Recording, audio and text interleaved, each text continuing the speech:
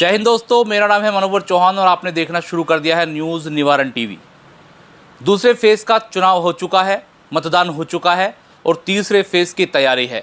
लेकिन दूसरे फेज़ में कौन जीत रहा है, कौन हार रहा है, तमाम जो कयास हैं वो लगाए जा रहे हैं। गली गली नुक्कड़ नुक्कड़ लोग बैठकर राजनीति को लेकर चर्चा करते हैं। सपा जीत रही है, भाजपा जीत रही है या बहुजन समाज पार्टी भी कहीं मैदान में है। लेकिन इस बीच हम पहुंचे हैं उन नेताओं के पास जो ग्राउंड ज़ीरो पर रहकर काम करते हैं, जिनका मीडिया से सरोकार नहीं होता, जो मीडिया में बहुत ही कम या नहीं देखे जाते हैं। वो नेता, वो कार्यकर्ता ग्राउंड ज़ीरो पर क्या देखा है, क्या उन्होंने महसूस किया है और किसकी सरकार बन रही है, या कौन नेता या कौन प्रत्याशी जीत रहा है। मेरे साथ राइट साइड में देखेंगे तो यहाँ देखेंगे ये आरिफ काजी हैं और श्यामनगर में रहते हैं, और दूसरी तरफ सलीम मेवाती हैं, ग्राउंड ज़ीरो पर काम करते हैं। इन्होंने नगर निगम का चुनाव लड़ा। तो बारी बारी से दोनों से बात कर लेते हैं। सर, सबसे पहले स्वागत है आपका न्यूज़ निवारण टीवी पर। बहुत बहुत स्वागत है आपको। अरे भाई, ग्राउंड ज़ीरो पर आप काम करते हैं, मीडिया में आना जाना आपका कम रहता है, तो सबसे पहले बताइए क्या लग रहा है, चुनाव हुआ है, क्या महसूस कर रहे हैं कि कौन जीत रहा है, कौन हार रहा है, ऐसा है तो क्यों? चुनाव तो वोटिंग एक तरफा हुई है मुस्लिम को गठबंधन की प्रत्याशी को लेके, और उसमें लोग बागों का मानना यही है सरकार जो आए सेंटर में गठबंधन की, कांग्रेस की आए, और राहुल गांधी पे यकीन ज़्यादा है लोग बागों का, इसलिए वोट अच्छा पड़ा है, एक तरफ हुआ। तो आपको ये लग रहा है कि जो भाजपा का 3 बार का किला है 15 सालों का, वो जो समाजवादी पार्टी की प्रत्याशी हैं सुनीता वर्मा, वो ढहने जा रही हैं? सुनीता वर्मा समाजवादी पार्टी की जो प्रत्याशी हैं वो जीतेंगी वो। आपको ऐसा क्यों लग रहा है, क्या आंकड़े हैं आपके पास? आंकड़े है, महंगाई बहुत ज़्यादा हो गई, बीजेपी ने बहुत महंगाई कर दी है, लोग बाग परेशान हैं, हर चीज़ से त्रस्त हो रहे हैं, तो इसलिए यकीन करा है गठबंधन पे, गठबंधन को वोट दिया है और ये जीतेंगी, अच्छे मार्जिन से जीतेंगी सुनीता वर्मा। आप ये कह रहे हैं कि सुनीता वर्मा को जो मुस्लिम वोट है वो पड़ा है, लेकिन अब एक तरफ जो आपके पूर्व सहयोगी है, समाजवादी पार्टी के पूर्व सहयोगी है हाजी याकूब कुरैशी, उन्होंने साफ साफ अपील की मुस्लिम समाज से कि वो बहुजन समाज पार्टी को वोट दे। क्या लगता है आपको, ऐसा उनके कहने से कुछ हुआ नहीं हुआ है? नहीं, उनकी तो अपनी कुछ मजबूरियां हैं जो परेशानी में घिरे हुए हैं, इसलिए वो कह रहे हैं। वो तो सरकार के दबाव में काम कर रहे थे वो। तो वोट दिया नहीं मुस्लिमों ने? फिर मुसलमानों ने एक तरफ वोट दिया गठबंधन को, उनकी बात को नकार दिया है, तो यकीन तो गठबंधन पर करा है उन्होंने। आप ये कह रहे हैं कि हाजी याकूब को निगलेक्ट कर दिया, लेकिन दूसरे नंबर की पार्टी AIMIM के जो कह सकते हैं महानगर अध्यक्ष थे, पार्षद थे, वो भी बहुजन समाज पार्टी के नेता के पास पहुंच गए, प्रत्याशी के पास पहुंच गए, उन्होंने अपील की है। क्या लगता है आपको उनकी अपील का भी असर नहीं होगा? दरअसल वो लोग तो बीजेपी के सारे पहले से काम करते हैं और पैसे लेकर करते हैं, सबने पैसे लिए हैं उन्होंने बसपा से, बसपा के कैंडिडेट। आरोप लगा रहे हैं आप पैसों वाला? नहीं, पैसे तो लेते ही हैं उन्होंने। पहले मेयर का, उसमें डिप्टी मेयर का चुनाव हुआ, उसमें डाली वोट, उन्होंने वहाँ भी पैसा लिया है, बीजेपी का प्रत्याशी को डाल लिया उसमें, तो पैसा तो लेके बिना पैसे काम नहीं करते ये लोग। लेकिन इस चुनाव में तो उन्होंने अपील की है, रात को वो गए हैं और बहुजन समाज पार्टी के प्रत्याशी देवव्रत त्यागी के साथ उनका फोटो वीडियो आया और अपील की है, बाइट दिया है बाकायदा मीडिया में। नहीं, तो उनका कोई गठबंधन नहीं है उनसे, बसपा से, MI वालों से कोई मतलब ही नहीं है, बिना पैसे के चलते नहीं हो, MI वाले तो करते हैं इस काम को। ये आपका जो आरोप है क्यों है, मतलब आपने ऐसा कुछ देखा ही नहीं है, जनता का आरोप है पूरा, मेरा खुद का नहीं है, जनता का मानना है। हाँ, तो मेरा ये कहना है कि AIMIM का जो मेरठ शहर के अंदर रुतबा है वो काफ़ी बड़ा है। आपने देखा है, आपने पार्षद का चुनाव लड़ा, लेकिन आपको AIMIM के प्रत्याशी ने, जो कहीं नहीं था, समाजवादी पार्टी के इतने बड़े लीडर सलीम मेवाती को हरा दिया। क्या लगता है उनकी अपील का असर नहीं हुआ होगा? देखिए, पहले तो मैं आपके चैनल का स्वागत करता हूँ। मैं सलीम मेवाती, पिछले 30 सालों से समाजवादी पार्टी में काम कर रहा हूँ, लेकिन ये चुनाव 30 साल के बाद ऐसा चुनाव हुआ है जो अब के हुआ है।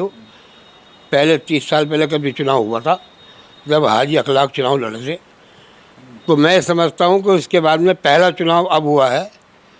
इतना ज़बरदस्त चुनाव हुआ है कि दक्षिण विधानसभा में मैं काम कर रहा हूँ, दक्षिण विधानसभा 6 की विधानसभा सबसे आगे अव्वल रहेगी। दूसरी बात, दलित भाइयों ने हमें खूब वोट करा है, मायावती को नकार दिया उन्होंने। अब की बार समाजवादी को गठबंधन को वोट दिया है। मैं हापुड़ में रहा, हापुड़ मैंने काम करा, हापुड़ में बहुत वोट मिला हमें। मुस्लिम तो एक तरफा है ही, लेकिन उसके साथ साथ दलित भी एक साथ। पहली बार ऐसा हुआ दलित और मुस्लिम एक जगह मिले। अब रहा मतलब ये MI का सुन लो, ये लोगों का ना पहले वजूद था ना आज वजूद है। आपको तो हरा दिया था। मैं बता मत को हराया था, मुझे उन्होंने नहीं हराया। मेरे साथ तो ये हुआ कि छोटी बड़ी वोटों के साथ मुझे नुकसान हुआ, ऐसा कुछ नहीं है। वोट छोटी बड़ी तो AIMI में कुछ गई ना, मैं वो तो कह रहा हूँ। कुछ लोगों में बड़ी वोट का था देने का इरादा लोगों को, MI को, पतंग को, लेकिन वो हमारी माँ बहन कुछ पढ़ी लिखी कम है तो उन्होंने उसका उल्टा कर दिया। कोई बात नहीं, इससे कोई दिक्कत नहीं है, 100 सवा 100 वोट डालना कोई वोट नहीं है। तो मेरा मकसद कहने का ये है कि चुनाव हम जीत रहे हैं और बगैर अखिलेश के राहुल के सरकार नहीं बनेगी, बनेगी तो इनके साथ सरकार बनेगी। बहुत बड़ा दावा है आपका। बिल्कुल पक्का दावा। मैं कह रहा हूँ कि बगैर अखिलेश के, राहुल गांधी के बिना, दोनों के बिना सरकार बन नहीं सकती। अच्छा, अब एक बात बताइए, आप कह रहे हैं कि दलित पढ़ा मुस्लिम पढ़ा। मुस्लिमों की बात कर ले तो हाजी याकूब कुरैशी लगातार अपील करते रहे। दलित का खुद जो दलित पार्टी है बहुजन समाज पार्टी, उनका प्रत्याशी जो देवव्रत त्यागी है, त्यागी समाज से, तो खुद मैदान में थे।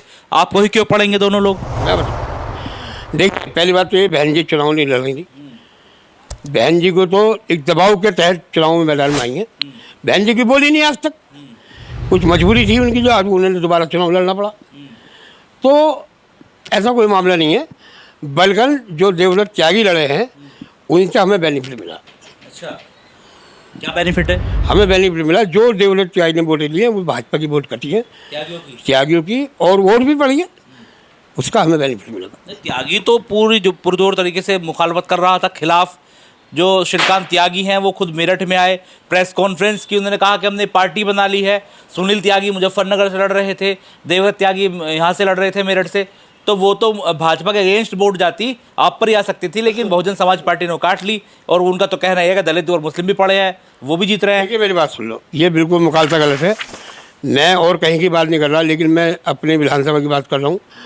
हापुड़ मेरे लोकसभा पे दलित और मुस्लिम एक तरफा वोट पड़ा है, और अन्य लोगों ने भी वोट दिया। वैसे जो हमारे बड़े बड़े व्यापारी हैं जो इस सरकार से परेशान हो गए, महंगाई से परेशान हो गए, GST में कहीं ना कहीं किसी को हाथ रखा।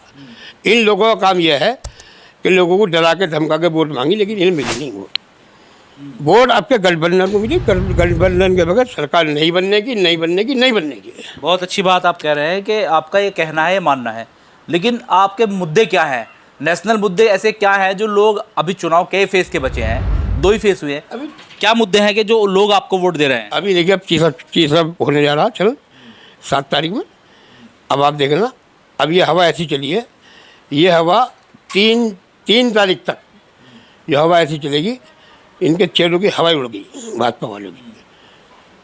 और ये दावा करते रहो, लेकिन असली दावा क्या है? किसान परेशान, मजदूर परेशान, व्यापारी परेशान, वोट कौन देगा? कौन देगा वोट? जब आम जनता दुखी हो गई तभी तो बदलाव उतारी जनता। 400 पार का जो नारा है वो क्या है फिर? 400 हार पार नहीं, 400 हार का नारा है। तो आप एक तरफा जीत रहे हैं? एक तरफा, बिल्कुल गारंटी से। किसी का कोई फैक्ट नहीं है, याकूब जी हो, ओवैसी हो, कोई भी हो।